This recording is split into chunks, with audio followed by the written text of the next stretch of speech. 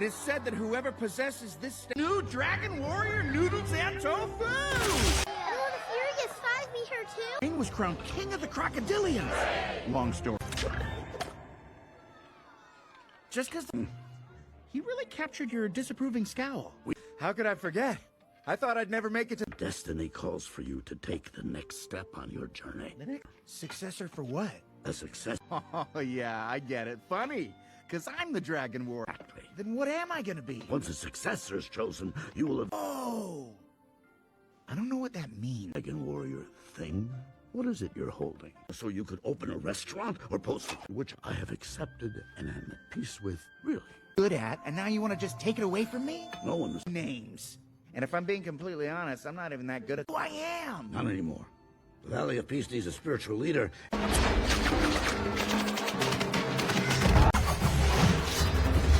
Poe will now choose the next Dragon. So many great candidates. The Dragon Warrior! It's me! Just as Oogway did before me, holds the promise.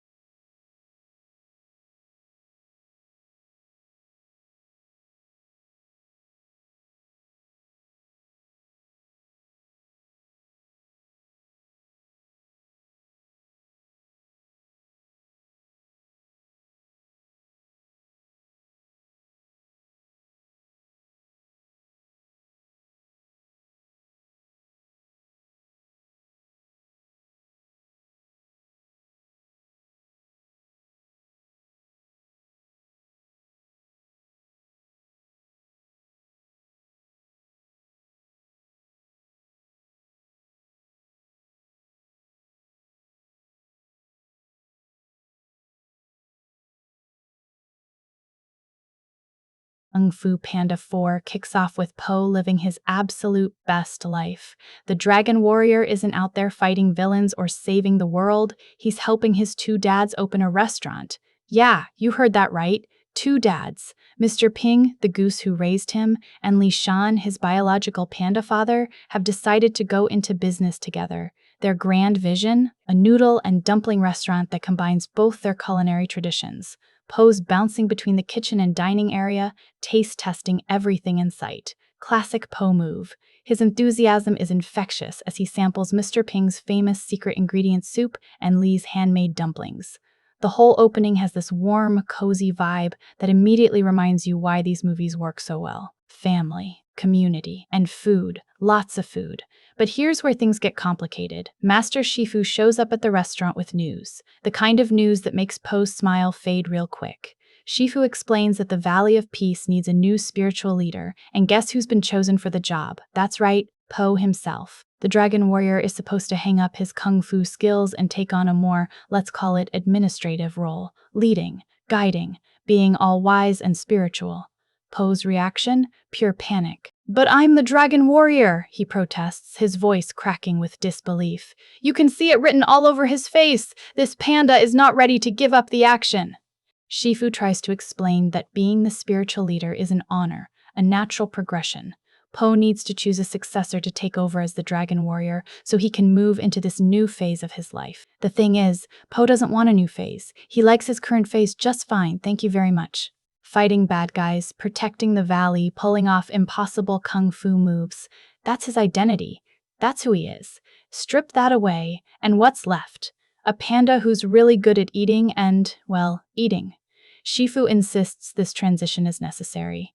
The valley needs spiritual guidance, and Po has earned the right to provide it. But the old red panda's words don't exactly comfort his student. Po looks torn, conflicted, like someone just told him he has to choose between noodles and dumplings for the rest of his life. An impossible choice. Mr. Ping and Li Shan watch this exchange with concern. They can see their son struggling with the weight of this decision. Both fathers know Po well enough to recognize that. Look in his eyes. The one that says he's absolutely not okay with what's happening, but doesn't know how to say it without disappointing everyone. The conversation ends with Po reluctantly agreeing to think about it. Shifu heads back to the Jade Palace, leaving Po standing there in the restaurant, surrounded by delicious food he suddenly doesn't have much appetite for. Growth and change sound great in theory, but when it means giving up the thing you love most, that hits different. Night falls over the Valley of Peace. The Jade Palace sits atop the mountain, its golden roofs gleaming under the moonlight. Everything looks peaceful, serene, exactly the kind of place where nothing bad could possibly happen. Wrong. A figure moves through the shadows with practiced ease, quick, silent, definitely up to no good. This is our introduction to Zhen, though we don't know her name yet. All we see is a fox with gray and white fur, moving like someone who's done this 1,000 times before. She's a thief, and she's here for something specific.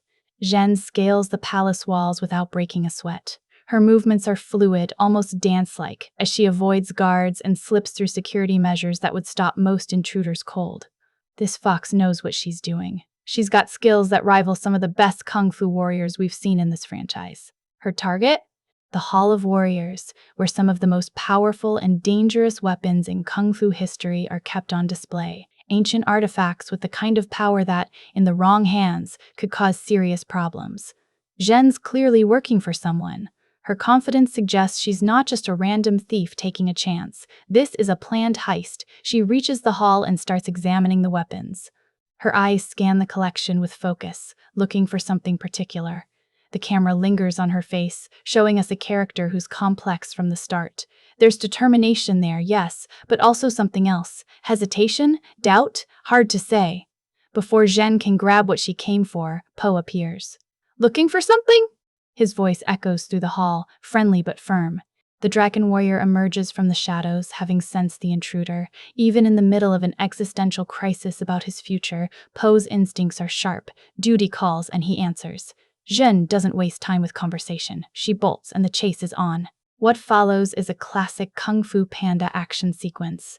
Acrobatic, fast-paced, and punctuated with moments of physical comedy that never undercut the actual stakes. Po pursues Zhen through the Jade Palace corridors, both of them pulling off moves that defy physics in the best possible way. Zhen leaps between pillars. Po crashes through a wall. She's nimble and strategic. He's powerful and relentless. The choreography here showcases their different fighting styles right away. Zhen relies on speed and cunning, using her smaller size to dart through tight spaces and stay ahead. Po uses brute strength and momentum, turning his weight into an advantage rather than a liability. They're evenly matched in different ways, which makes the chase genuinely exciting. Zhen almost makes it to the palace exit. Almost.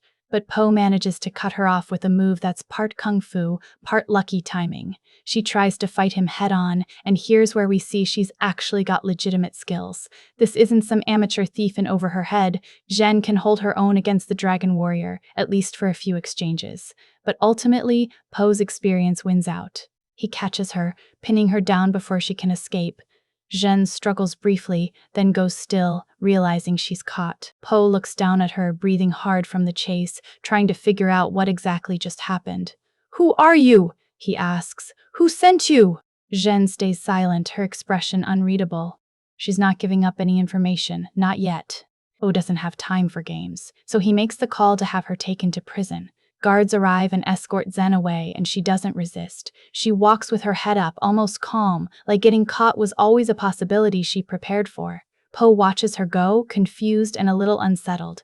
Something about this thief bothers him. The way she moved, the way she fought, there was something familiar about it. Professional, almost like she'd been trained by someone who knew kung fu inside and out.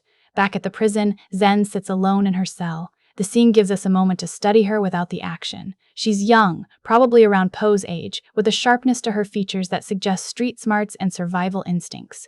This is someone who's had to fight for everything she's got. Her eyes stare at nothing in particular, lost in thought. What was she after in the Jade Palace? Who does she work for? The movie isn't telling us yet, letting these questions simmer.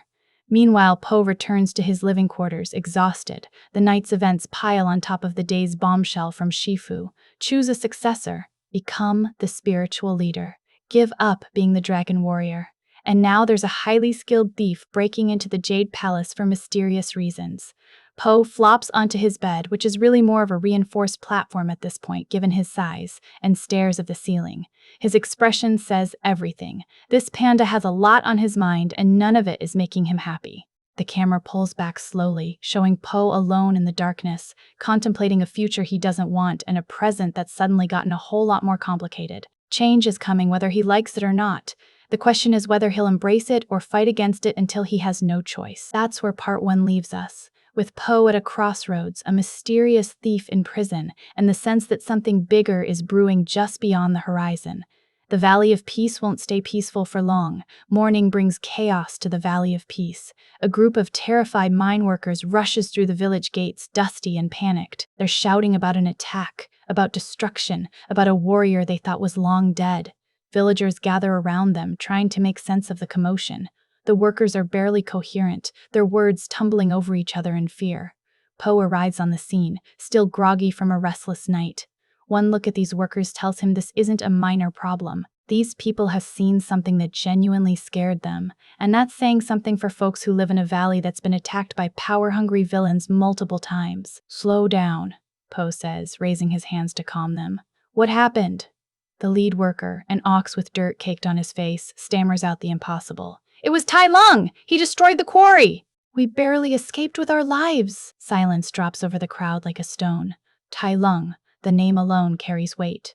The snow leopard who nearly destroyed the Valley of Peace years ago, the warrior who Shifu trained and who turned evil when denied the Dragon Scroll. Po defeated him in an epic confrontation that ended with Tai Lung being sent to the spirit realm. Dead. Gone. Never coming back. Except apparently he's back. Po's mind races.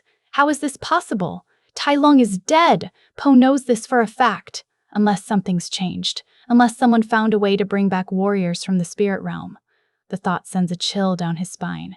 Shifu appears beside Po, having heard the commotion. The old master's face goes pale at the mention of his former student. You can see the pain there, the old wounds reopening. Tai Lung wasn't just a villain to Shifu, he was family, a son in everything but blood. The betrayal still hurts. "We need answers," Shifu says quietly. His voice carries that controlled calm he uses when he's actually deeply troubled. Po nods in agreement. Answers. Right, and Po knows exactly where to start looking. The prison cells beneath the Jade Palace don't get much sunlight. Jen sits cross-legged in her cell, looking completely unbothered by her surroundings. When Po approaches, she doesn't even glance up, playing it cool, acting like she couldn't care less about being locked up. "Morning," Po says, trying for friendly. "Sleep well?" Jen finally looks at him. "What do you want, Dragon Warrior?" Po gets straight to the point. "Tai Lung attacked a quarry last night, which is weird considering he's supposed to be dead. You wouldn't happen to know anything about that, would you?" Something flickers across Jen's face. Recognition. Maybe even a hint of fear, though she hides it quickly. She stands up, walking to the bars of her cell. "That wasn't Tai Lung," she says flatly. The workers seemed pretty sure. It wasn't him. Zen cuts him off, her tone sharp. "It was the Chameleon." Po blinks. What now?" Zen sighs, like she's explaining something obvious to someone incredibly slow. "The Chameleon. She's a sorceress. Powerful, dangerous, and she can shapeshift into anyone or anything she wants." The pieces start clicking together in Po's head. A shapeshifter would explain why Tai Lung appeared to be alive. Someone with that kind of power could impersonate anyone, cause all kinds of chaos. But why? What's the endgame? Why would she pretend to be Tai Lung? Po asks. To send a message, to spread fear, show the Valley of Peace that your greatest enemies can return whenever she wants them to. Zen leans against the bars. "She's not just some random villain, Po. The Chameleon has been gathering power for years. She can steal kung fu abilities from anyone she touches. Every master she encounters makes her stronger." Po's stomach drops. A shapeshifter who can steal kung fu skills? That's nightmare fuel right there. Combine that with the ability to look like anyone, and you've got a threat unlike anything he's faced before. "How do you know all this?" Po's question hangs in the air between them. Jen hesitates. For the first time since Po met her, she looks uncertain, vulnerable even. "Because I work for her," or "I did. I was supposed to steal weapons from your palace for her collection." The honesty catches Po off guard. Most prisoners deny everything, make excuses, spin elaborate lies. Zhen just laid out the truth like she's got nothing left to lose. Maybe she doesn't. Where is she? Po demands. Where can I find the chameleon? Juniper City. Zhen's voice goes quieter. She has a lair there, hidden, fully guarded. You'll never get in without help. Po crosses his arms, studying this fox carefully. She's offering information freely now, which means she wants something in return. Nobody gives up their boss without a reason. Why are you telling me this? He asks. Zhen meets his eyes directly. Because the chameleon is dangerous and she needs to be stopped. I thought I could handle working for her. Thought I could stay on her good side and avoid becoming another one of her victims. But I was wrong. She doesn't have a good side. There's real fear in Zhen's voice now. Whatever she's seen the chameleon do, it's left an impression, a bad one. Po processes this information, weighing his options. Going after the chameleon alone seems like a terrible idea. But trusting this thief who literally broke into his home last night? Also potentially a terrible idea. Two terrible ideas don't make a good one, but sometimes you work with what you've got. Take me to her, Po says. Help me stop the chameleon, and I'll make sure you get a second chance when this is over. Zhen raises an eyebrow. Just like that? You trust me? Not even a little bit. Po's honesty matches hers. But you know where she is, and I need to stop her before she causes more damage. So we're going to work together, whether we trust each other or not. A smile tugs at the corner of Zhen's mouth. Fair enough. Po turns to leave, then pauses. One more thing. This power she has, stealing kung fu abilities by touch. Does that work on anyone? Anyone. Zhen's confirmation is grim. Master, student, warrior, whatever. If you know kung fu and she touches you, she can take it. And once she has it, she keeps it. Forever. Great. Just great. Po's facing a shape-shifting, kung fu-stealing sorceress who can look like his worst enemies and has unlimited power potential. No pressure or anything. He heads back upstairs to find Shifu waiting for him. The master's expression is expectant, clearly wanting to know what Po learned from the prisoner. We need to go to Juniper City, Po announces. The chameleon is there. She's the one behind the Tai Lung attack. Shifu's eyes narrow. The chameleon? I've heard rumors about her. A sorceress who was denied kung fu training because of her size and learned dark magic instead. He shakes his head slowly. She's extremely dangerous, Po. You cannot face her alone. I won't be alone. The prisoner, Zen, she's coming with me. She knows how to get to the chameleon's lair. Absolutely not! Shifu's voice rises, which rarely happens. That thief tried to rob us last night, and now you want to trust her as a guide? She could be leading you into a trap. Po expected this reaction. Shifu is cautious, protective, and definitely not the type to trust former criminals on a whim. But Po's got a feeling about Zhen. Call it instinct, call it hope, call it whatever you want. Something tells him she's being genuine. She's scared of the chameleon, Po explains. Really scared. I don't think she's faking that. And she's our best shot at finding this sorceress before she impersonates someone else and causes more panic. Shifu looks like he wants to argue further, but he stops himself. He sees that look in Po's eyes, the determination that means his student has already made up his mind. Arguing won't change anything. Be careful, Shifu says finally. Watch your back around that fox. And Po, don't let the chameleon touch you if she steals the dragon warrior's abilities. He doesn't finish the sentence. He doesn't need to. Po understands perfectly. If the chameleon gets his kung fu, she becomes exponentially more dangerous. Game over for the Valley of Peace. Game over for everyone. I'll be careful, Po promises. An hour later, Po returns to the prison to release Zhen. She stretches when she walks out of the cell, rolling her shoulders like she's preparing for a workout. So we're really doing this? She asks. We're really doing this. Po sounds more confident than he feels. Zhen grins.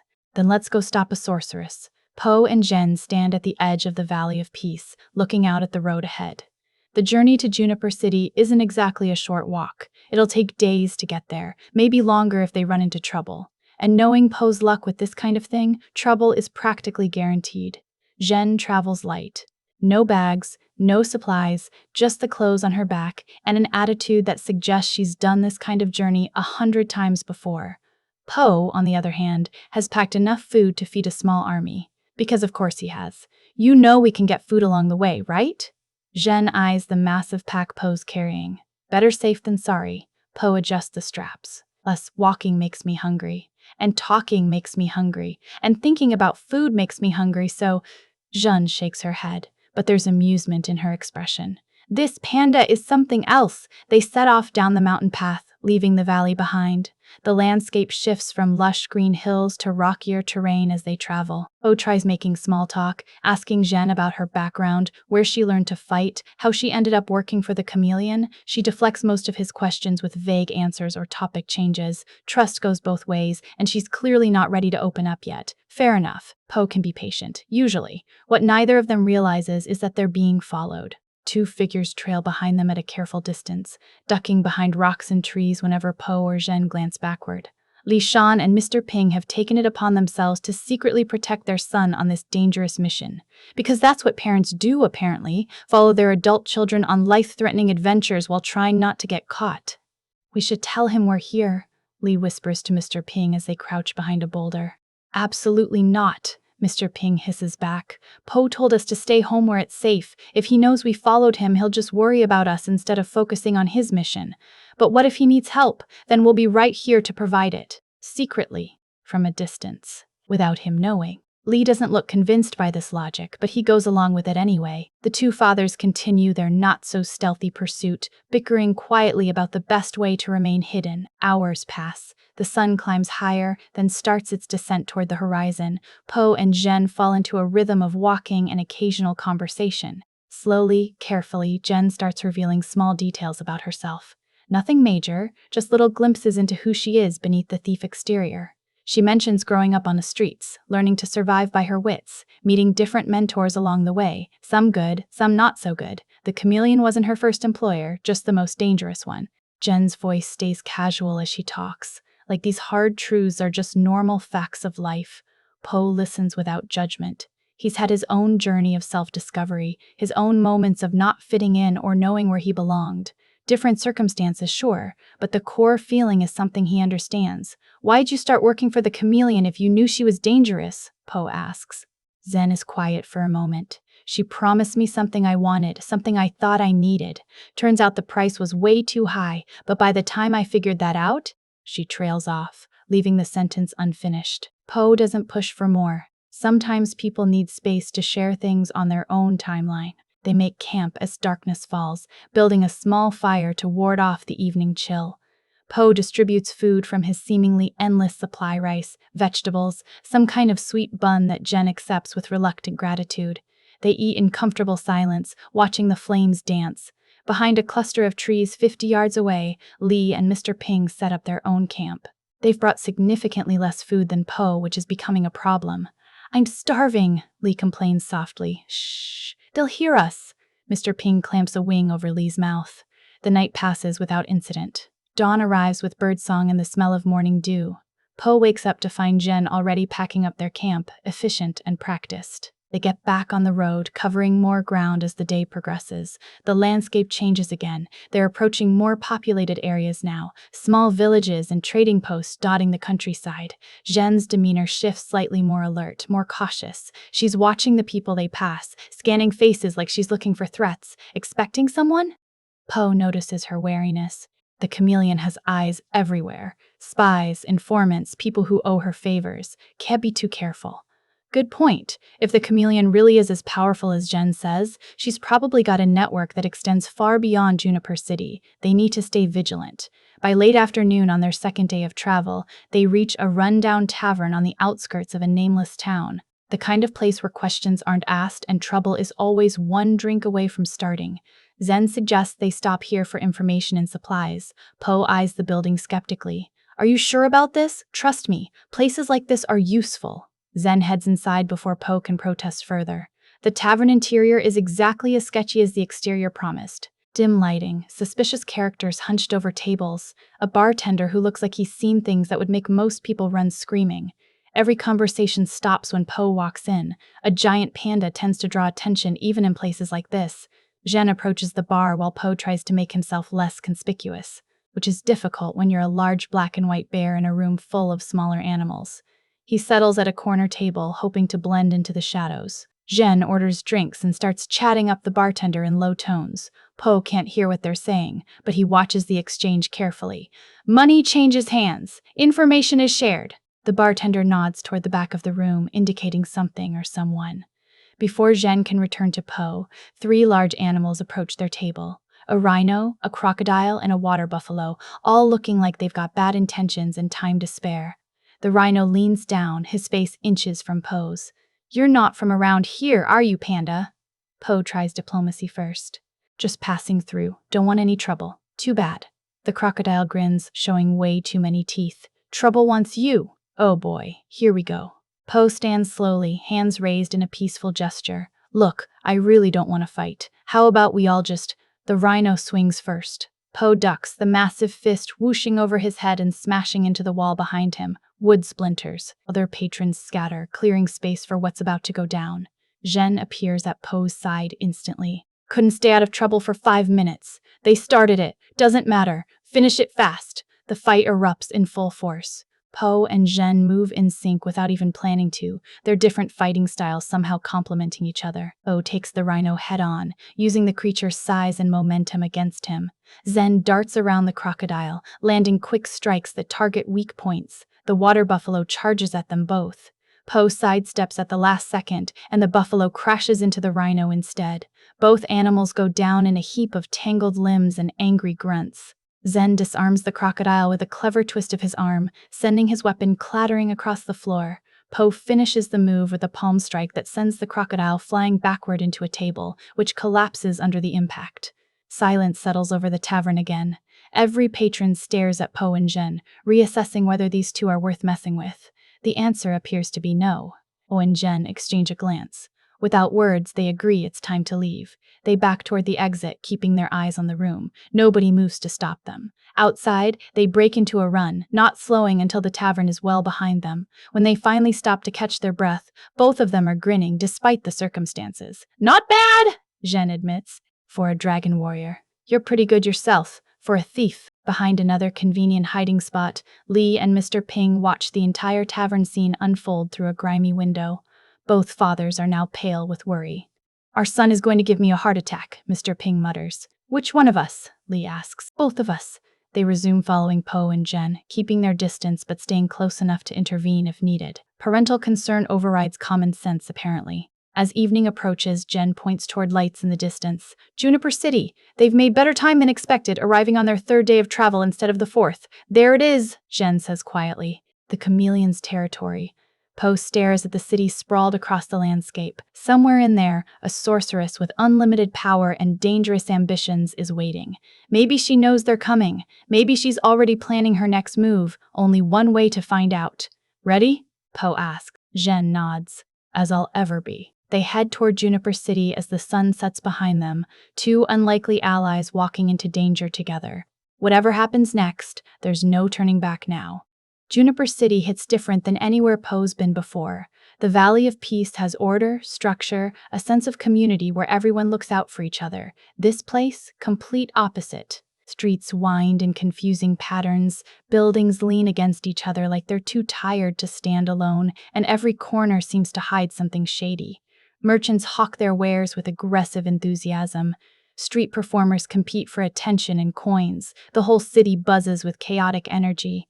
Po sticks close to Zhen as they navigate the crowded marketplace. She moves through the chaos like she was born to it, weaving between people, avoiding eye contact with anyone who looks remotely official. Her entire posture has changed. Shoulders hunched slightly, gait less confident, trying to appear smaller and less noticeable. "Stay close and don't talk to anyone," Jun whispers. The Chameleon's influence runs deep here. Half the city works for her. The other half is too scared to cross her. Wonderful. Po's walking through enemy territory without backup, following a former criminal who might still be leading him into a trap. His life choices lately have been questionable at best. They turn down a narrow alley and Zhen freezes. 2 guards in dark armor stand at the far end, checking papers and questioning people trying to pass through. The Chameleon's soldiers. Their eyes scan the crowd methodically, searching for something. Or someone. "Back up," Zhen hisses. Slowly. Too late. One of the guards spots them. His eyes widen with recognition. Whether he recognizes Zhen or Po is unclear, but it doesn't matter. Recognition means trouble either way. "You there! Stop!" Zhen grabs Po's arm. "Run!" They bolt in the opposite direction, shoving through the crowded street. Shouts erupt behind them as the guards give chase. Poe's size works against him here. He can't slip through tight spaces like Zen can. She has to keep doubling back to make sure he's still with her. This way. Zhen darts left into an even narrower passage. Poe follows, his shoulders scraping against the walls. How does she even know where she's going? The alley twists and turns, opening into a courtyard, then splitting into 3 different directions. Zhen doesn't hesitate, taking the middle path. More guards appear ahead. They're being boxed in, cut off from escape routes. Poe's heart pounds. Fighting is an option, but causing a scene in the middle of the Chameleon city seems like a terrible strategy. Zen spots a drainage grate in the ground. Without warning, she drops and yanks it open. Down here! You're kidding! Do I look like I'm kidding? Move! Poe squeezes through the opening barely and drops into the darkness below. The smell hits him immediately. Sewers. Of course it's sewers. Why wouldn't it be sewers? Zhen lands beside him, pulling the grate closed just as footsteps thunder overhead. The guards run past, their voices fading into the distance. Both Poe and Zhen hold their breath, waiting to see if they've been followed. Silence. They're safe. For now. Sewers, Poe mutters. I can't believe I'm in sewers. Would you rather be in the Chameleon's dungeon? Zen strikes a match, illuminating their surroundings. The tunnel stretches in both directions, damp and uninviting. Point taken. Zen leads them through the underground passages with surprising confidence. She's definitely been down here before, knows the layout like the back of her paw. They walk for what feels like hours, but is probably only 20 minutes, eventually reaching a section where the tunnel opens into a larger chamber. And that's when Poe sees it. The den of thieves isn't what he expected. Instead of some dark, grimy hideout, it's actually kind of impressive. The underground space has been transformed into a full community. Lanterns hang from the ceiling, casting warm light over makeshift homes and shops. People mill about, talking and trading, living their lives beneath the city streets. Welcome to the real Juniper City, Zhen says, where people who don't want to be found come to disappear. A pangolin appears from the crowd, his scales gleaming in the lantern light. He's older, with scars that tell stories of a hard life, but his eyes are sharp and intelligent. When he sees Zhen, his expression shifts through several emotions: surprise, confusion, and maybe a hint of disappointment. Zhen, his voice carries authority, didn't expect to see you back here. Hey, Han. Zhen's casual tone doesn't quite mask her nervousness. Been a while. Han's gaze shifts to Poe. And you brought the dragon warrior to our doorstep. Interesting choice. Poe raises his hands in a peaceful gesture. I'm not here to cause problems. We're looking for the Chameleon. Han finishes the sentence. Everyone who comes through those tunnels is either running from her or looking for her. Which one are you? Looking for her. We need to stop her before she hurts more people. Han laughs, but there's no humor in it. Stop, the Chameleon? Good luck with that. Warriors far more experienced than you've tried. None of them succeeded. Zen steps forward. Poe's different. He's the dragon warrior. If anyone can beat her, it's him. The dragon warrior couldn't even avoid my guards in the marketplace. Han crosses his arms. What makes you think he'll fare better against a sorceress who can steal his powers with a single touch? Ouch. The pangolin's got a point, even if Poe doesn't want to admit it. Because he's got me helping him, Zhen says. There's defiance in her voice now. I know her lair, her routines, her weaknesses. With Poe's strength and my knowledge, we've got a shot. Han studies them both carefully. His expression is unreadable, like he's weighing options and calculating risks. Finally, he sighs. Come with me. We need to talk somewhere more private. They follow Han through the den, passing by residents who watch Poe with curiosity and suspicion.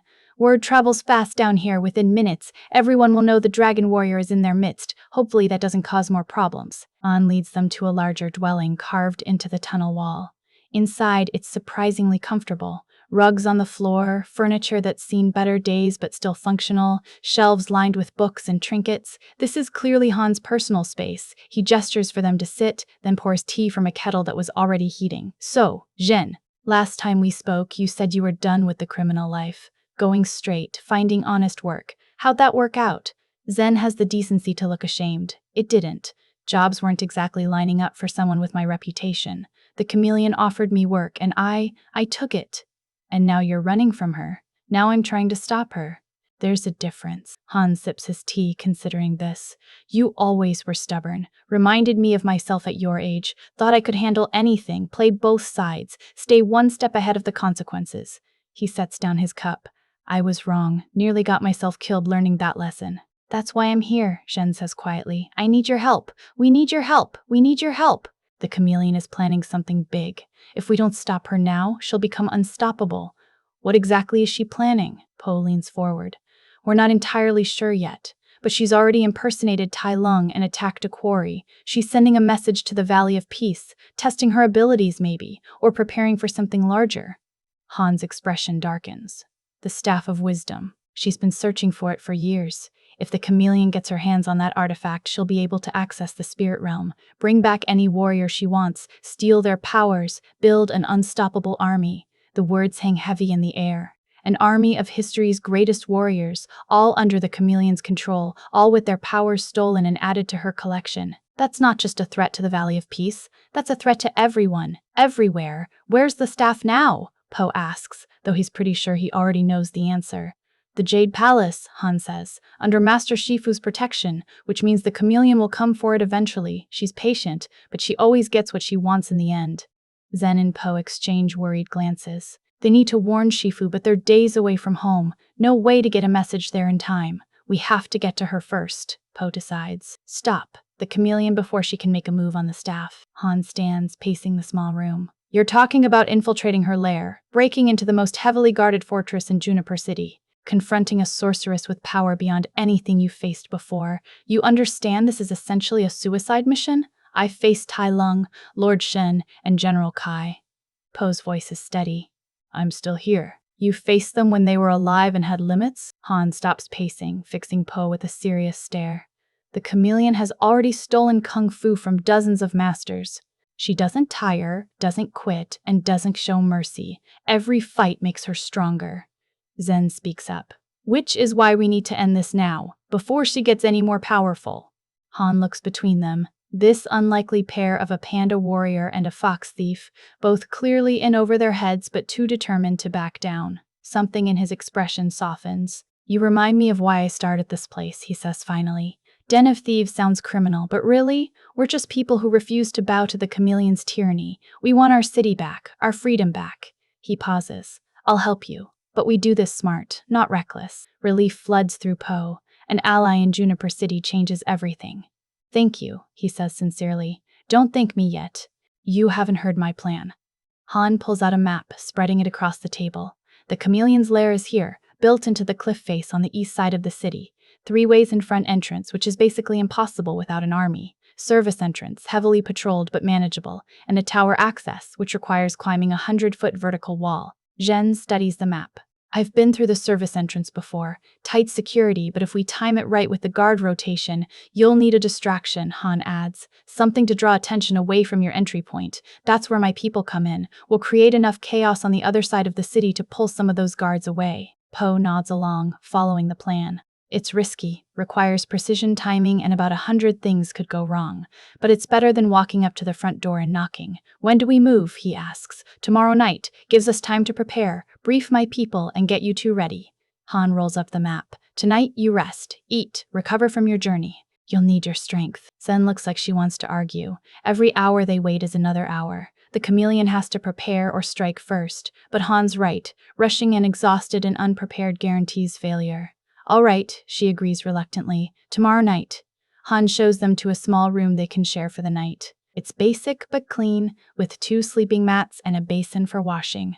After he leaves, Po collapses onto one of the mats with a groan. Your old mentor seems nice, he says, in a stern, slightly terrifying way. Han's good people, taught me a lot before I went off on my own. Zhen sits cross-legged on her mat. He's disappointed in me, though. Can't really blame him. He's helping us. That's what matters. Yeah. She's quiet for a moment. Hey, Po, thanks for trusting me, even though you probably shouldn't. Po props himself up on one elbow, looking at her. You've had plenty of chances to betray me and haven't. That counts for something. Zen doesn't respond, but something in her expression shifts. Gratitude, maybe, or the beginning of actual trust forming between them. Outside their room, the Den of Thieves continues its nightly routine. People laugh, talk, live their lives in defiance of the sorceress who rules the city above. Tomorrow, Po and Jen will attempt the impossible. Tonight, they rest. Somewhere in her fortress, the chameleon plots her next move, unaware that the dragon warrior is coming for her. But she's about to find out. Night falls over Juniper City like a curtain dropping on a stage. Po wakes to find Han shaking his shoulder gently. Time to move. My people are in position. Everything happens quickly after that. Zhen's already awake and ready, her expression focused in a way Po hasn't seen before. This is it. No more planning, no more preparation. Tonight they either stop the chameleon or fail trying. Han equips them with minimal gear rope, a grappling hook, and small pouches that Zhen tucks into her belt without explanation. Po doesn't ask what's in them. Sometimes ignorance is bliss. Remember the plan, Han says as they prepare to leave. My crew will create a distraction at the western gate at midnight. That gives you a 15-minute window to get through the service entrance before guards realize what's happening and return to their posts. 15 minutes, Po nods. We can work with that. One more thing. Han places a paw on Zhen's shoulder. Be careful, and if things go wrong, get out. Don't be a hero. Zhen manages a small smile. No promises. They exit through a different tunnel than the one they entered, emerging on the opposite side of the city from where they came in.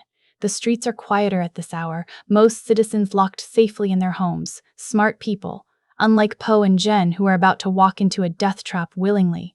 The chameleon's fortress looms ahead, built directly into the cliff face like Han described. It's an imposing structure, all sharp angles and dark stone, with towers that reach toward the sky like claws. Torches burn along the walls, casting dancing shadows that make the whole place look alive. Breathing, waiting. Po's stomach churns with nervousness. He's fought powerful villains before, but something about this feels different. More personal, maybe, or just more dangerous. You good? Zhen whispers. Totally good, absolutely fine, not nervous at all, she smirks. You're a terrible liar. Yeah, well, you're a professional liar, so I'm not competing in that category. Despite the tension, Zhen almost laughs. Almost. They circle around to the service entrance, staying in the shadows and avoiding the guards' patrol routes. Zhen moves with practiced ease, knowing exactly when to move and when to freeze. Po does his best to follow her lead, though his size makes stealth considerably harder. The entrance itself is tucked behind a supply depot, a heavy wooden door with a single guard posted outside. Just one guard seems too easy, which makes Po suspicious. Where's the catch? Midnight arrives. In the distance, shouts erupt. Bells ring. Fire blooms into the sky from the western gate. Han's distraction is working perfectly. The guard at the service entrance tenses, clearly torn between staying at his post and running to help with whatever chaos is unfolding across the city. Discipline wins out. He stays put, which means Po and Zhen need to deal with him. Zhen pulls out one of those pouches and throws it at the guard's feet. It bursts on impact, releasing a cloud of thick smoke. The guard stumbles backward, coughing and disoriented. Po rushes forward and delivers a quick strike that knocks the guard unconscious without seriously hurting him. Nice. Zhen's already working on the door lock. Try not to sound so surprised. The lock clicks open. They slip inside, closing the door behind them just as more guards rush past outside, heading toward the western gate distraction. 15 minutes. The countdown starts now. Inside, the fortress is somehow more unsettling than outside. The hallways are narrow and dimly lit, with strange decorative elements that Po can't quite identify in the darkness. Masks hang on the walls, dozens of them, maybe hundreds, all depicting different animals and faces. They seem to watch as Po and Zhen move past. She collects them, Zhen murmurs, noticing Po's attention. Every identity she's ever stolen. Keeps the masks as trophies. That's deeply disturbing on multiple levels. Po forces himself to look away and focus on the path ahead. Zhen navigates the corridors with confidence, taking turns without hesitation. She's been here before, knows the layout. Po follows close, his senses on high alert for any sign of guards or traps. They descend a staircase that spirals downward into the cliff itself. The temperature drops as they go deeper. Po's breath starts forming small clouds in the cold air. Whatever they're heading toward, it's buried deep in the heart of this place. The staircase opens into a massive chamber, and Po stops dead, his eyes widening. The room is enormous, carved entirely from the rock, with a ceiling that disappears into darkness above. But what grabs his attention is the collection. Artifacts, weapons, scrolls, all arranged in careful displays. The chameleon's hoard of stolen treasures. Some items glow with obvious magical energy. Others look ancient beyond measure. She's been collecting for decades, Zhen says quietly. Every powerful object she can find, every piece of kung fu history she can steal. We need to destroy this. Po takes a step toward the nearest display. Wait. Zhen grabs his arm. The chameleon isn't here. This is just her collection room. We need to find her before she finds us. She's right. Destroying the artifacts can wait until after they've dealt with the actual threat. Will reluctantly steps away from the displays. They move toward another exit on the far side of the chamber. The door is ornate, carved with symbols Po doesn't recognize. Zhen reaches for the handle, then pauses. Po, listen, whatever happens in there, just remember that things aren't always what they seem. The comment strikes Po as odd. What do you mean? Just trust me, please. Before Po can press for clarification, Jen pushes the door open. The room beyond is circular, with a high domed ceiling painted in intricate patterns. At the center stands a raised platform, and on that platform sits a small chameleon, the smallest creature Po's seen since arriving in Juniper City. She's maybe a foot long, with scales that shift colors slowly, almost hypnotically. The chameleon has to be. Well. Her voice is smooth, almost pleasant. The dragon warrior, right on schedule. Po's blood runs cold. On schedule? That means she knew they were coming, has known all along. He glances at Jen, expecting to see surprise or fear. Instead, he sees guilt. An understanding crashes over him like a wave. Jen? His voice cracks on her name. The chameleon laughs, a sound like wind chimes in a storm. Oh, Jen didn't tell you? How rude. She's been working for me this entire time. The capture at the Jade Palace, the information about my location, the journey here, all part of the plan. No, Po shakes his head, backing away. No, you're lying. Zhen won't meet his eyes. I'm sorry, Po. I didn't have a choice. There's always a choice. Po's anger flares hot and bright. I trusted you. I defended you to Shifu, brought you here, thought we were. He can't finish the sentence. What I need from you, the chameleon interrupts, her tone conversational, is very simple. The Staff of Wisdom. Tell me where it's hidden in the Jade Palace, and I'll let your little fox friend live. Refuse and, well, she doesn't need to finish the threat. Po's mind races. This was a setup from the beginning. Every moment, every conversation, every bit of trust he built with Zhen, all lies, all manipulation designed to get him here, vulnerable and alone. The staff is protected, Po says through gritted teeth. You'll never get it. Never is such a strong word. I prefer not yet. The chameleon's scales shift to a deep purple. But if you won't tell me willingly, perhaps I'll just have to take your kung fu instead. Add the dragon warrior's abilities to my collection. That should make retrieving the staff considerably easier. She moves then impossibly fast for something so small. The chameleon leaps from her platform, growing and transforming mid-air. By the time she lands, she's become a massive Komodo dragon, teeth bared and claws extended. Po barely dodges the first strike. He tries to fight back, but his heart isn't in it. The betrayal has thrown him completely off balance. Every punch feels sluggish, every block comes a second too late. The chameleon shifts forms again, becoming a gorilla, then a tiger, then something Po doesn't even recognize. Each transformation brings different fighting styles, different advantages. She's showing off now, demonstrating the full extent of her stolen powers. A blow catches Po in the chest, sending him flying backward. He crashes into the wall hard enough to crack stone. Pain explodes through his body. He tries to get up, but his legs won't cooperate. The chameleon approaches slowly, back in her original small form. Disappointing. I expected more from the legendary dragon warrior. Perhaps your reputation is overblown. She reaches out to touch him, to steal his kung fu, and Po knows he can't stop her. This is it. He's failed. Then Jen steps between them. Wait. Her voice is steady despite everything. The task was to bring him here. I've done that. Let me at least secure him properly before you take his power. Can't risk him escaping at the last second. The chameleon considers this, then nods. Fine, but be quick about it. Zen moves toward Po, pulling rope from her belt. As she leans close to tie his hands, she whispers so softly Po almost misses it. I'm getting you out. Trust me one more time. Po stares at her, searching for deception. But all he sees is desperation and something that might be genuine regret. He's already been betrayed once tonight. What's one more time if it means a chance to survive?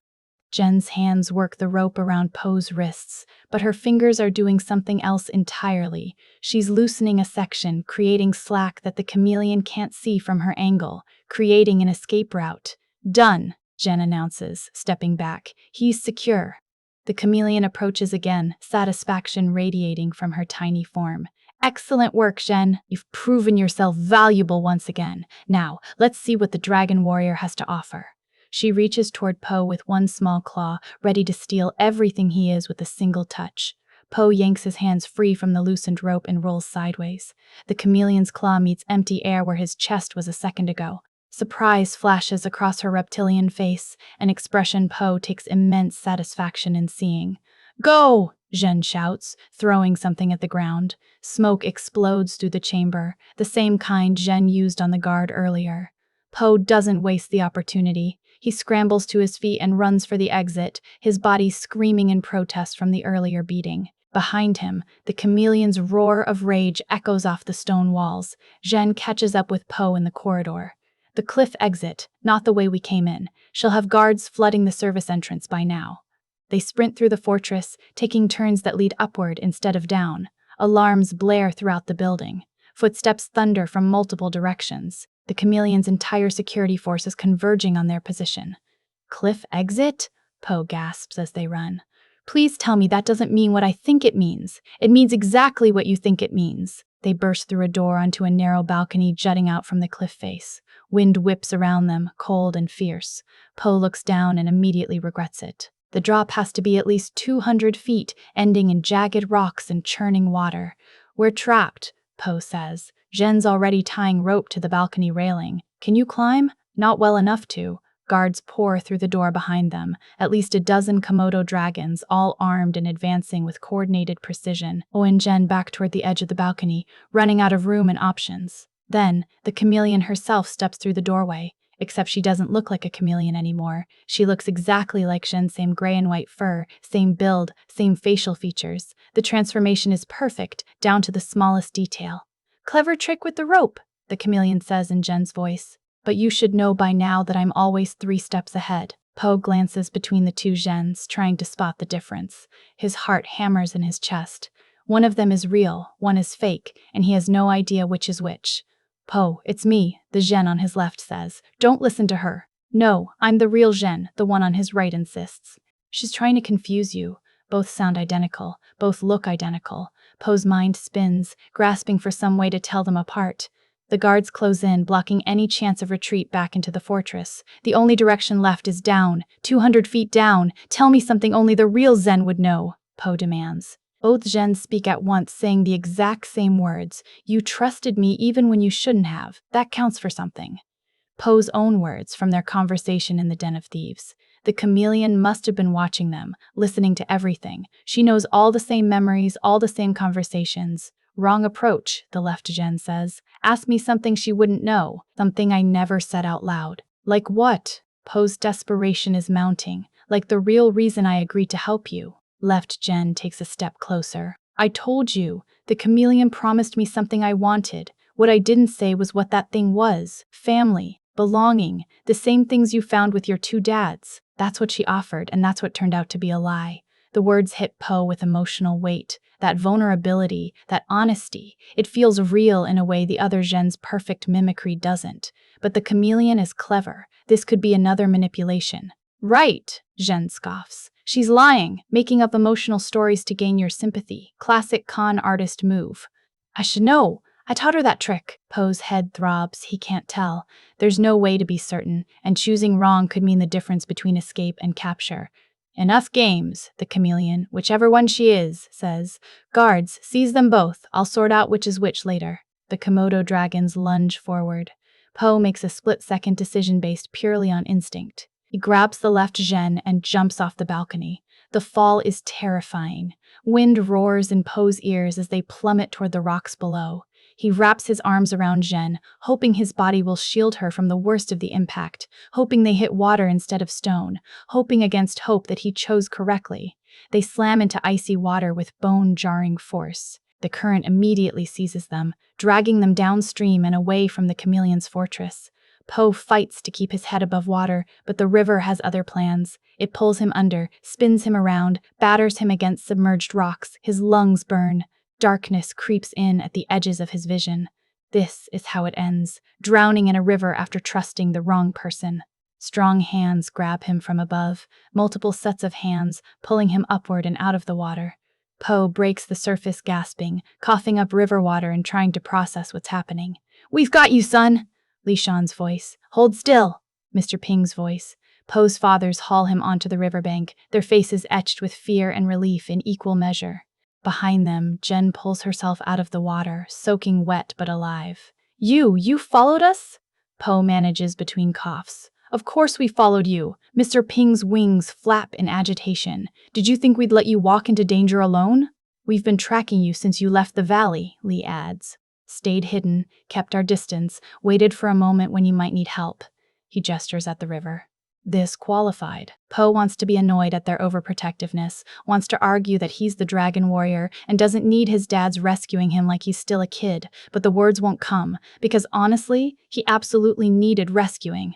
Pride can wait until after survival is secured. Jen sits a few feet away, wringing water from her fur. She's shivering from cold or adrenaline or both. When she notices Poe looking at her, she meets his gaze steadily. You picked the right one, she says quietly, in case you were wondering. Relief floods through Poe so intensely it's almost painful. He made the right choice. The real Jen is here, safe, not trapped in the Chameleon's fortress. How do I know for sure? Poe asks, though his heart already believes. Jen pulls something from her soaking wet belt pouch, a small carved figure, waterlogged but intact. It's a panda, rough and simple, clearly handmade by someone without much skill. An gave this to me years ago, when I first joined the Den of Thieves. That every family needs something to remember them by. She turns the figure over in her paws. The chameleon wouldn't know about this. She never cared enough to learn what actually mattered to me. Poe nods. That's proof enough. Mr. Ping builds a small fire while Li Shan scouts the area to make sure they're safe. The four of them huddle around the flames, trying to dry off and warm up. Nobody speaks for several minutes, each lost in their own thoughts. Finally, Li Shan breaks the silence. So, that went badly. Understatement, Poe mutters. What's the plan now? Mr. Ping asks. The chameleon knows you're coming for her. She'll be ready next time. There won't be a next time. Poe's voice is flat, defeated. I can't beat her. She's too powerful, too smart. Every move I make, she's already planned for it. Jen starts to protest, but Lee holds up a paw to stop her. Poe, his biological father says gently, do you remember what you told me when we first met? When I was trying to teach you to be a panda instead of letting you be yourself? Poe shakes his head. You said that being the dragon warrior wasn't about being someone else? It was about being yourself, but the best version of yourself. Lee's expression is soft with understanding. Right now, you're trying to face the chameleon the same way you faced other villains, but maybe that's the problem. Maybe you need a different approach. Mr. Ping chimes in. Change isn't always bad, Poe. Sometimes it's necessary. We've been telling you to choose a successor and embrace your new role as spiritual leader. You've been fighting against that because you're afraid of losing who you are. I'm not afraid. You are. And that's okay. Mr. Ping's tone is unusually serious.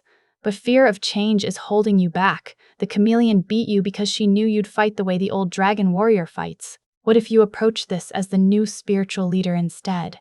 With wisdom and strategy instead of just strength. The words sink in slowly. Poe's been so focused on what he's losing, his identity as the dragon warrior, the action, the glory, that he hasn't considered what he might gain. Leadership, wisdom, the ability to inspire others instead of just fighting alone. Jen watches this exchange with interest. Your dads are kind of smart. Don't sound so surprised, Lee says with a slight smile. So what does that mean? Poe asks. How do I fight the chameleon as a spiritual leader instead of the dragon warrior? You don't fight her alone, Mr. Ping says simply. You bring allies. You use strategy. You trust others to help carry the burden. Poe looks at Jen, really looks at her.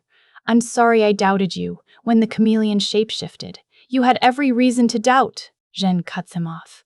I did betray you. That was real. But I changed my mind, chose to help you instead. That was real too. Why did you change your mind? Because you treated me like I mattered. Like I could be more than just a thief or the chameleon's pawn. Nobody's done that before.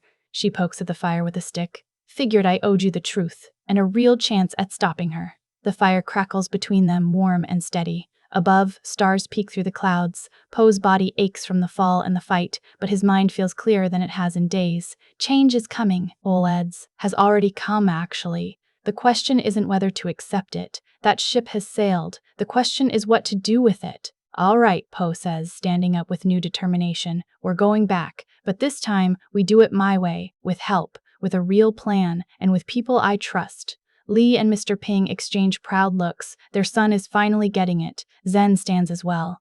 The chameleon will come for the Staff of Wisdom soon, probably already on her way to the Jade Palace. Then we beat her there. Poe's voice carries conviction now. We gather allies, warn Shifu, and prepare for her arrival. No more playing defense. I'm to take control of this fight. The four of them set out as the fire dies down, heading back toward Juniper City and eventually toward the Valley of Peace. The road ahead is dangerous, and the chameleon is more powerful than ever.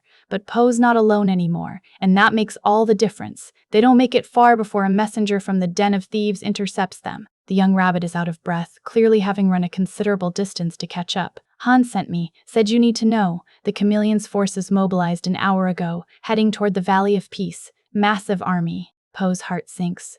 We're too late. She's going for the staff now. There's more. The rabbit gulps air. She took something from her vault before she left. Some kind of ancient stone tablet. Han said it looked like a map or instructions for something.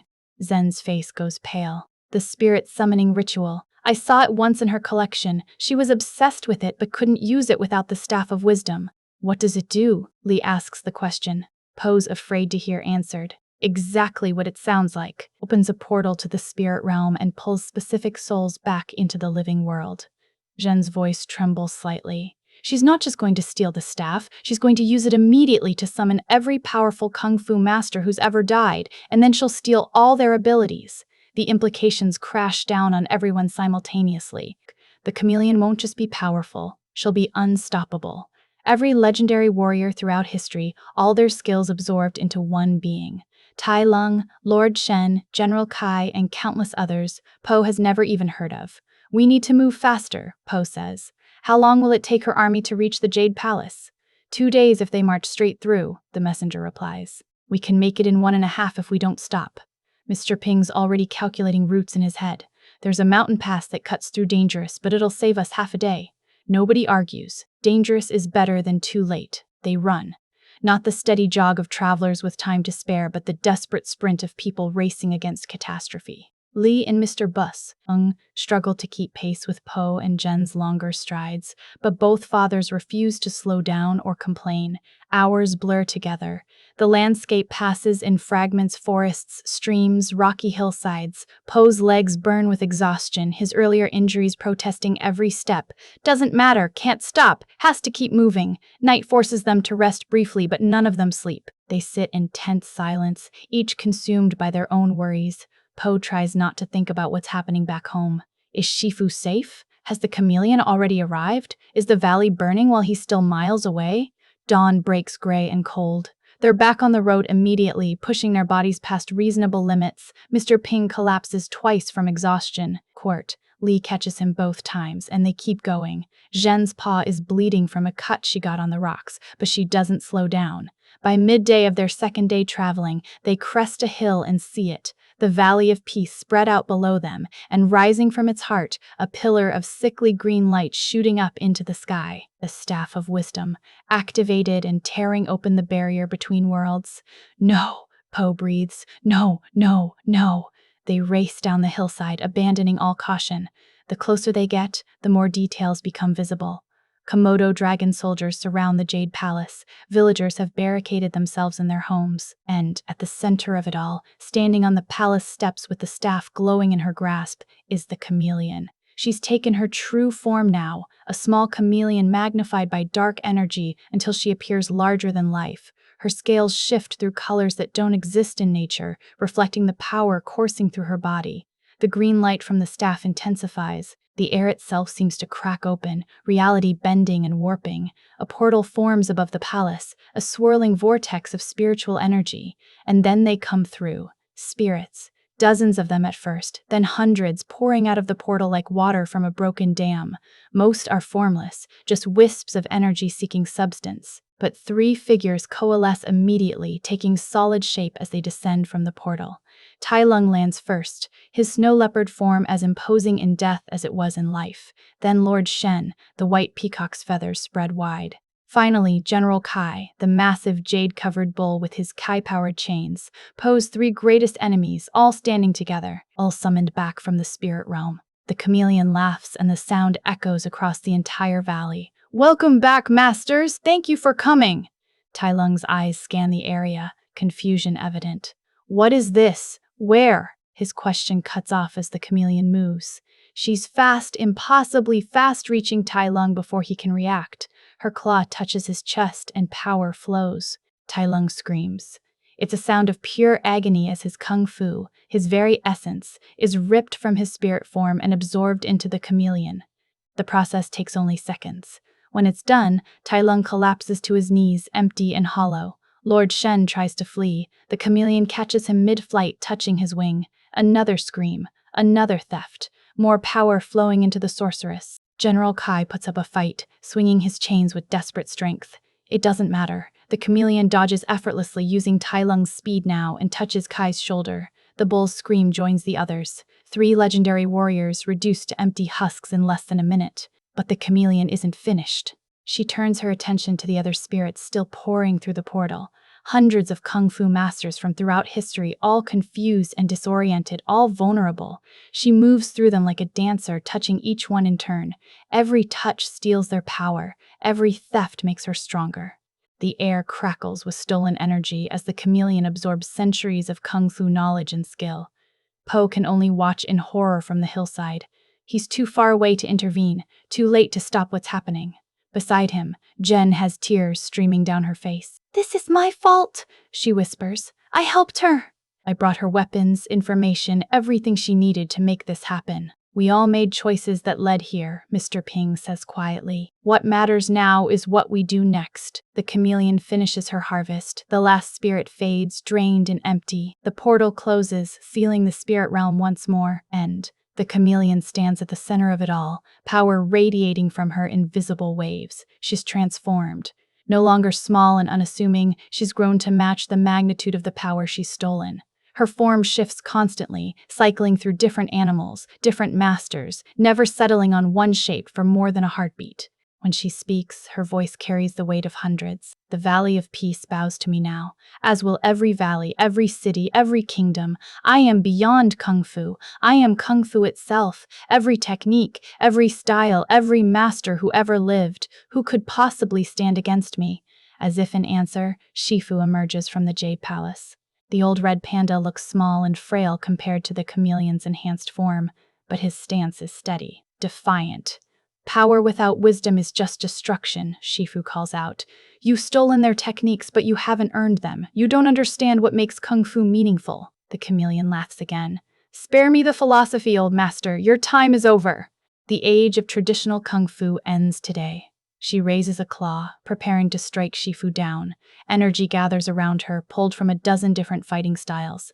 Po can't watch this happen, can't let Shifu face this monster alone. Even knowing he's outmatched, even understanding that his kung fu will just become more fuel for the chameleon's power, he can't stand by. We have to help him, Po says. We don't have an army, Lee points out. Just the 4 of us against hundreds of soldiers plus the chameleon herself. Then we get an army. Po turns to Zhen. Han and the Den of Thieves. Will they fight? Zhen wipes her tears, determination replacing despair. Against the chameleon? After everything she's done to Juniper City? Yeah, they'll fight. How long to get them here? If I run full speed back to Juniper City, gather everyone and lead them here, 6 hours. Maybe 5 if we really push it. 6 hours. Po looks back at the valley, where the chameleon is advancing on Shifu. His master has minutes at best, not hours. Go, Po says to Zhen. Get the army. We'll buy you time. How? But even as she asks, Zhen already knows the answer. By doing what we do best. Po cracks his knuckles, ignoring the fear coursing through him, making a scene and hoping for the best. Mr. Ping and Lee exchange glances, then nod. They're old, they're not fighters, but they're here, and they'll do whatever it takes to protect their son and their home. Zhen hesitates for just a moment, looking at Po like she wants to say something important. Then she turns and sprints back toward Juniper City, disappearing over the hill. Po, Lee, and Mr. Ping stand together, looking down at the valley where an all-powerful sorceress waits. This is a terrible plan, Lee observes. The worst, Mr. Ping agrees. Absolutely awful, Po confirms. Then all 3 of them charge down the hill, running toward impossible odds and certain failure. Because sometimes terrible plans are the only ones you've got. Po crashes through the chameleon's perimeter like a cannonball through paper. Komodo dragon soldiers turn in surprise as the dragon warrior barrels into their formation, scattering them like bowling pins. Lee and Mr. Rai follow close behind, completely unprepared for combat but too committed to turn back now. "Hey!" Po shouts at the chameleon, who's still advancing on Shifu. "Remember me, the one who got away?" The chameleon pauses, her constantly shifting form settling momentarily into something vaguely resembling her original chameleon shape. When she sees Po, genuine surprise flickers across her features. "You survived the fall. Impressive." Her voice carries dozens of overlapping tones now, all the stolen masters speaking through her at once. "Foolish to return, but impressive." "Yeah, well, foolish is kind of my specialty." Po drops into a fighting stance, every muscle screaming at him not to do this. "How about you and me settle this? 1-on-1, Dragon Warrior versus whatever you are now." The chameleon tilts her head, amused. "You can't possibly believe you'd win. Probably not, but I can definitely waste your time." And that's exactly what Po does. He launches himself at the chameleon, not with the intention of defeating her. That's impossible now, but simply to keep her occupied. Every second she spends fighting him is another second. Zhen has to reach the den of thieves. Another second for help to arrive. The chameleon humors him, shifting forms to counter each of Po's attacks. When he uses the whooshy finger hold stance, she becomes Lord Shen and evades with graceful aerial maneuvers. When Po switches to close combat, she transforms into Tai Lung and matches his strength with stolen technique. Po's holding his own, but just barely. Each exchange reveals how outmatched he truly is. Shifu joins the fight, attacking from the chameleon's blind side. His strikes are precise and calculated, targeting pressure points that would incapacitate a normal opponent. Against the chameleon, they're little more than annoyances. She swats Shifu away with a backhand that sends the old master tumbling across the courtyard. "Master!" Po's distraction costs him. The chameleon's tail, she sprouted one somehow, wraps around his leg and yanks him off balance. Li Shan barrels in from nowhere, using his considerable panda bulk to body check the chameleon. It's not elegant or technical, but it works. The sorceress staggers, releasing Po. "Nobody hurts my son!" Li roars with parental fury. Mr. Ping appears on the chameleon's other side, wielding a soup ladle like a tiny sword. "That goes double for me." Under different circumstances, the image would be hilarious. A goose and a panda trying to protect their kung fu fighting son. Right now, it's just heartbreaking. They're so completely outmatched. The chameleon recovers quickly, her amusement turning to irritation. "Enough of this." She moves to strike them down, but Po interposes himself. He takes the blow meant for his fathers, absorbing the full force of the chameleon's enhanced strength. Pain explodes through his chest. He flies backward, crashing through a stone pillar. Everything hurts. Po can taste blood. His vision swims, but he forces himself back to his feet because lying down means his family dies. "Is that all you've got?" Po's bravado is pure bluff now. The chameleon sees through it. "You're delaying, waiting for something, or someone." Her eyes narrow dangerously. "The fox. You sent her for reinforcements." Po's face must give away the truth because the chameleon's expression shifts to cold calculation. "No matter. Whatever pathetic force she brings won't change anything. I've absorbed the power of hundreds of masters. What are a few street thieves compared to that?" She raises her voice, addressing her Komodo dragon army. "Half of you pursue the fox. Stop her before she reaches Juniper City." A contingent of soldiers breaks off, racing toward the hillside where Jen disappeared. Po's stomach drops. If they catch Zen before she reaches Han, this is over. No reinforcements, no last-minute save. Just him and his family against an unstoppable force. He has to stop those soldiers, has to buy Zhen more time. But before Po can move, the Furious Five appear. Tigress, crane, mantis, viper, and monkey drop from the Jade Palace rooftops, positioning themselves between the fleeing soldiers and the hillside. They've been away on their own mission, but they're back now, and they look ready for a fight. "Going somewhere?" Tigress asks the Komodo dragons, her tone making it clear they're not. The soldiers hesitate, recognizing the legendary warriors blocking their path. The Furious Five aren't as powerful as the chameleon nobody is anymore, but they're still formidable. Fighting through them will take time that Jen desperately needs. The Komodo dragons charge. The Furious Five meet them head-on, and suddenly, the Jade Palace courtyard erupts into full-scale battle. Soldiers versus warriors in a chaotic melee that spreads across every available surface. The chameleon watches this development with narrowed eyes. She's realizing that Poe's plan, such as it is, involves keeping her distracted and her forces occupied until help can arrive. It's working, barely, but it can't last. You're merely postponing the inevitable, she tells Poe. Eventually, your friends will fall, your family will fall, and you will fall. Then I'll take your kung fu and become even stronger. Maybe, Poe admits. But until that happens, we're going to make you work for it. Shifu rejoins Poe, limping but determined. Lee and Mr. Ping flank them. Together, the four face down, the chameleon. It's not nearly enough, but it's what they have. Meanwhile, miles away, Zhen sprints through the countryside with everything she's got. Her lungs burn, her legs feel like they're going to give out any second. The cut on her paw has opened wider, leaving a trail of blood drops behind her. Doesn't matter, can't stop, has to keep running. Juniper City appears on the horizon. Zhen pushes harder, finding reserves of energy she didn't know she had. The city gates loom closer. Almost there, she crashes through the entrance to the den of thieves, startling residents who weren't expecting such a dramatic arrival. Zhen collapses to her knees, gasping for air, unable to speak coherently. Han appears within seconds. Zhen? What happened? Where's Poe? Valley of Peace. Zhen manages between gasps. The chameleon! She has the staff! Absorbed hundreds of masters, going to destroy everything. Han's face hardens. How long? They're fighting now, buying time. We need everyone. Everyone. Han processes this request. Zhen, we're thieves, not soldiers. Most of us have never been in a real battle. Please. Zhen looks up at him, desperation evident. The chameleon has been terrorizing this city for years, making people live in fear. This is our chance to fight back, to show her she doesn't control us anymore. Han's quiet for a long moment, then he nods once, decisively. All right, we fight. He turns to address the growing crowd of thieves and refugees gathering around them. Listen up, the chameleon has made her move on the Valley of Peace. She's stolen power beyond imagination and plans to use it to conquer everything and everyone, including us. Murmurs ripple through the crowd. Fear, uncertainty, but also something else. Anger. We've lived under her shadow long enough, Han continues, his voice rising. Hiding underground, afraid to stand up, letting her take whatever she wants. Well, I'm done hiding, and I'm asking you, who's with me? Silence. Terrible, stretching silence. Then a voice from the back. I'm in. Another. Me too. Count me in. Let's do this. The voices multiply, building into a chorus of agreement. Thieves, outcasts, refugees, people who spent years being afraid, suddenly choosing to be brave, not because they believe they'll win, but because they're tired of being afraid. Han grins fiercely. Arm yourselves, grab anything that can be used as a weapon, we leave in 5 minutes. The den transforms into controlled chaos. People running to gather supplies, weapons, armor.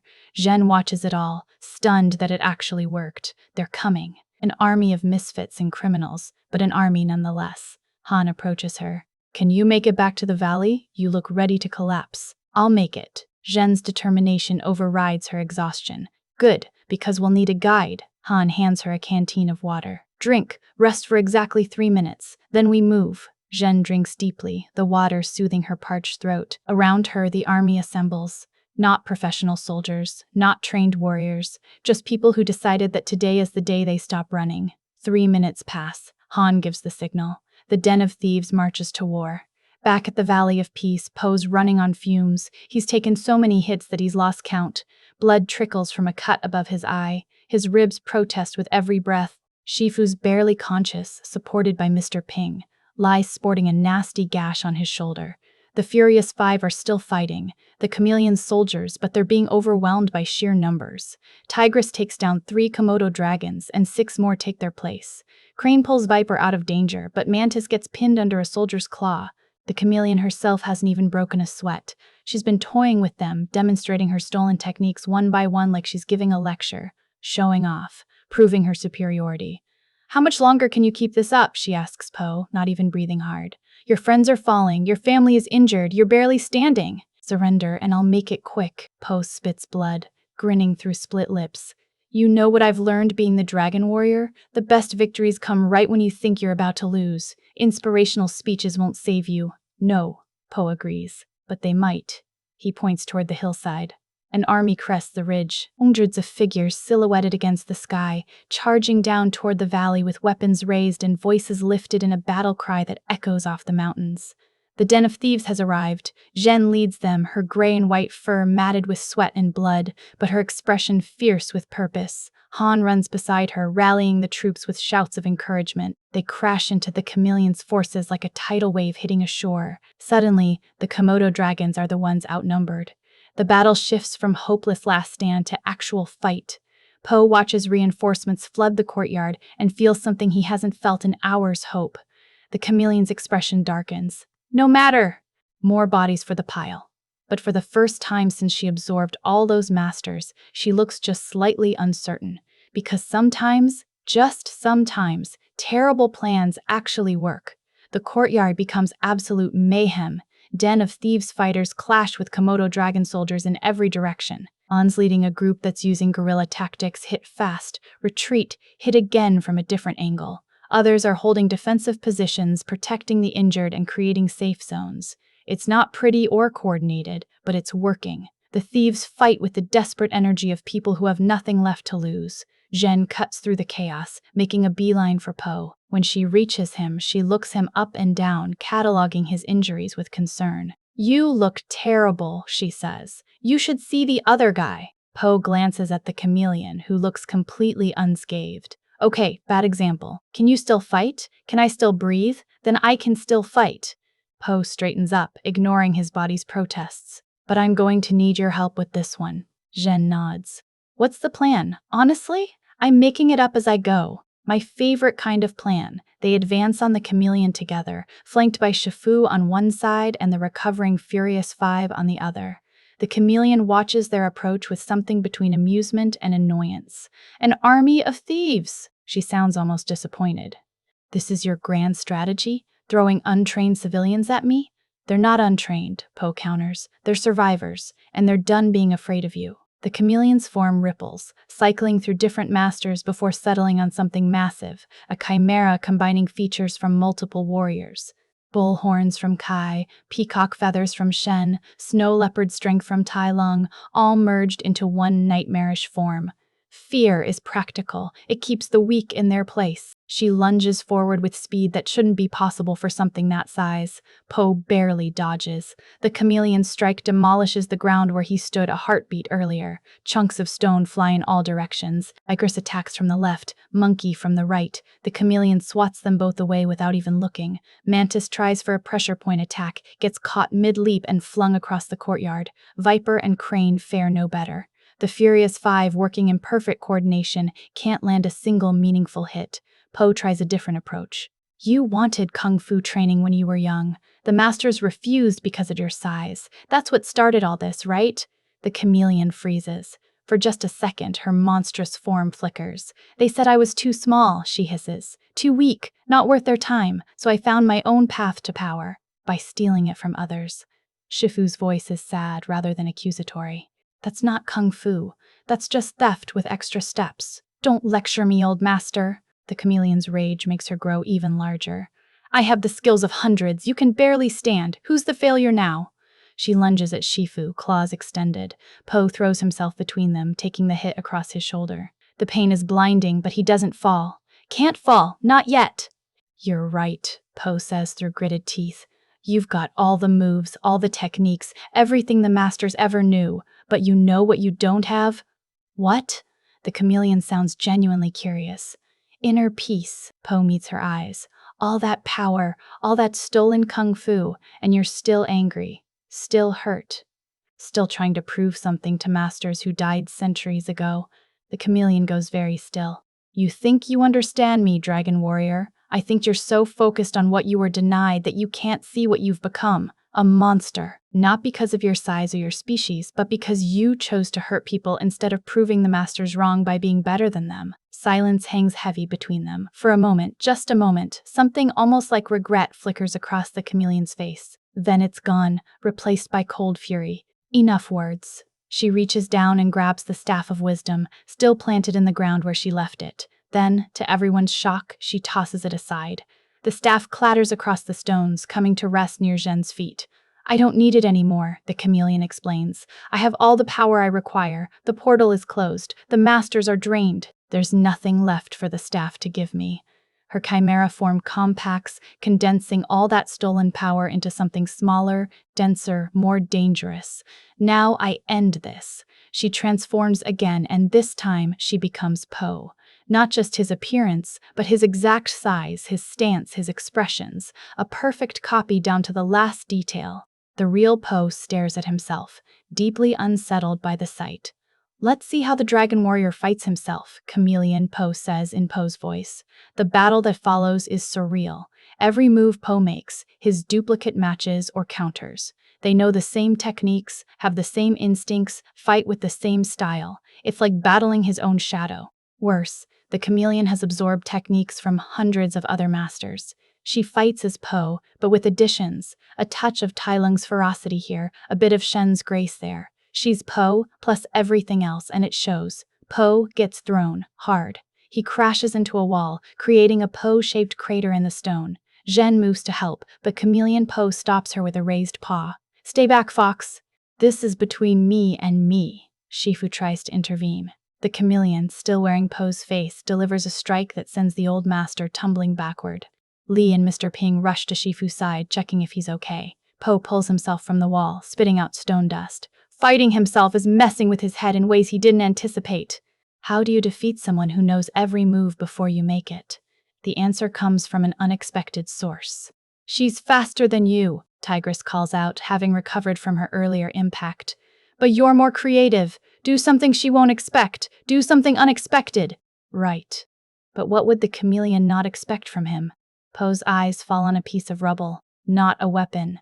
Not something impressive. Just a rock. He picks it up and throws it, not at the chameleon, but at a support column already damaged from the battle. The rock hits perfectly, and the column starts to collapse. Chameleon Po moves to dodge, but Po doesn't. Instead, he runs toward the falling debris. The chameleon, thinking like Po, assumes this is some kind of plan. She follows. Except it's not a plan. It's chaos. Po grabs the falling column and redirects its momentum, using it like the world's largest club. The chameleon tries to counter, but the sheer unpredictability of the move catches her off guard. The column catches her across the midsection, sending her flying. She hits the ground hard, her form flickering. For a second, Po sees her true chameleon shape beneath the illusion. "Not bad, chameleon," Po admits, standing up, "but not good enough." She transforms again, becoming a towering figure that combines every master she's absorbed. A true chimera, dozens of animals merged into one impossible body. Multiple arms, each holding different weapons. Wings sprouting from her back. A tail that splits into three. She's given up on mimicking individuals and just thrown everything together into one overwhelming form. The sight is genuinely terrifying. Po knows he can't beat this. Not alone, maybe not at all. But he also knows something the chameleon doesn't. He knows when to trust others. "Zhen!" Po shouts. "The staff!" Zhen's eyes widen. She understands what Po's asking, what he's risking. If the chameleon gets the staff back, she could open the portal again, summon more spirits, become even stronger. But Po's gambling that Zhen can use it first? Complete trust. In someone who betrayed him, who led him into a trap, who has every reason to take the power for herself. Zhen grabs the staff without hesitation. The chameleon realizes her mistake too late. She lunges for the staff, but Po intercepts her, gets grabbed for his trouble, multiple hands pinning him in place. The chameleon's chimera form opens its jaws, preparing to absorb Po's kung fu directly. "Foolish dragon warrior, now you're mine." Except Po's smiling. "Zen, now!" Zen channels the staff's power, not to open portals, but to project pure spiritual energy. A beam of golden light erupts from the staff, striking the chameleon dead center. The sorceress screams as the stolen kung fu begins tearing away from her, flowing back toward the spirit realm where it belongs. The chameleon's chimera form unravels. Arms disappear. Wings dissolve. The merged body separates into its component parts. Then those parts fade too. All the stolen power, all the absorbed techniques, ripped away and returned. In seconds, she's just a small chameleon again. Powerless. Defeated. She collapses to the ground, gasping.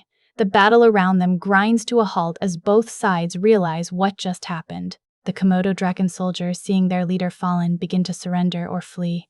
The den of thieves cheers. Po extracts himself from where the chameleon had been holding him. He walks over to where she lies, tiny and vulnerable. "How?" The chameleon's voice is barely a whisper. "You were trapped! I had you!" Po grins. "Yeah, about that. Those cages you summoned with stolen magic." Turns out they're not that strong when you're distracted. I could have broken out any time. Just needed you focused on me instead of Zhen. The chameleon's eyes widen with understanding. She'd been played. Completely and thoroughly played. You tricked me, she breathes. I learned from the best. Po glances at Zhen, who's still holding the staff and looking slightly amazed that the plan actually worked. Shifu approaches, limping but alive. It's over, Chameleon. Surrender peacefully. The small chameleon looks around at the ruins of her fortress, her defeated army, her shattered dreams of conquest. Then she laughs, a bitter, broken sound. I spent my whole life trying to prove I was worthy of Kung Fu, and in the end, I was beaten by a panda who makes it up as he goes and a fox who chose her friends over power. She shakes her head. Maybe the masters were right about me after all. They were wrong, Po says firmly, about your size not mattering. But they would have been right that you weren't ready, not because of your body, but because of your heart. Kung Fu isn't about stealing power, it's about finding it within yourself. The chameleon doesn't respond. She's done fighting, done scheming, just done. Guards arrive to take her into custody. As they lead her away, she looks back at Po one last time. Thank you, she says quietly, for showing mercy I didn't deserve. Then she's gone, carried off to face justice for her crimes. Po stands in the center of the ruined courtyard, surrounded by his allies, his family, and his new friends from the den of thieves. They won. Against impossible odds, they actually won. Zhen walks over and hands him the Staff of Wisdom. I believe this belongs to the Jade Palace. You could have kept it, Po points out. Used it for yourself. Yeah, I could have, but then I'd be just like her. Zhen smiles. I'm done being the villain in someone else's story. Time to be the hero in my own. Po returns the smile. I think you're off to a pretty good start. Around them, the Valley of Peace begins to celebrate. The nightmare is over, the sorceress is defeated, and somehow, impossibly, everyone survived. Well, almost everyone. Lee's nursing that shoulder wound, Mr. Ping has a black eye, and Shifu looks like he needs about 3 weeks of bed rest. But they're alive, and that's what matters. The cleanup takes days. Komodo dragon soldiers are rounded up and sent back to Juniper City under guard. The chameleon gets transferred to a secure prison, one specifically designed to hold magic users. Han and his people decide to stay in the valley for a while, helping repair the damage and enjoying their first real taste of freedom in years. Shifu recovers slowly, spending most of his time meditating and occasionally grumbling about young warriors and their reckless plans. But there's pride in his eyes when he watches Po moving through the valley, checking on injured fighters and coordinating reconstruction efforts. 3 days after the battle, something incredible happens. The spirit realm opens again, but not through force this time. The masters Po freed from the chameleon's grasp return voluntarily, their kung fu restored. They appear in the courtyard of the Jade Palace, translucent but present. Tai Lung steps forward first. The snow leopard who once terrorized this valley, who Po defeated years ago, approaches with something Po never expected to see on his face: respect. Dragon warrior, Tai Lung says, his voice carrying weight despite his spectral form. I spent years consumed by rage over being denied the dragon scroll, convinced I deserved power that wasn't meant for me. He pauses. You proved something today that I never understood when I was alive. True strength comes from who you choose to become, not what you take from others. The other masters form up behind Tai Lung, Lord Shen, General Kai, and dozens of kung fu legends Po only knows from stories. Together, they perform the traditional fist and palm salute, honoring Po not as an enemy, but as a true master.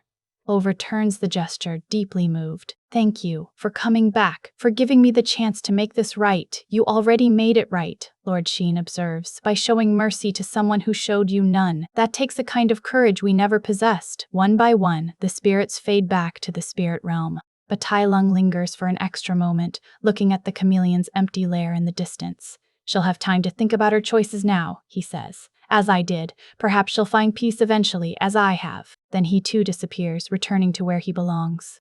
When the last spirit vanishes, Po finds Jen sitting alone near the sacred peach tree. She's staring at nothing in particular, looking lost in thought.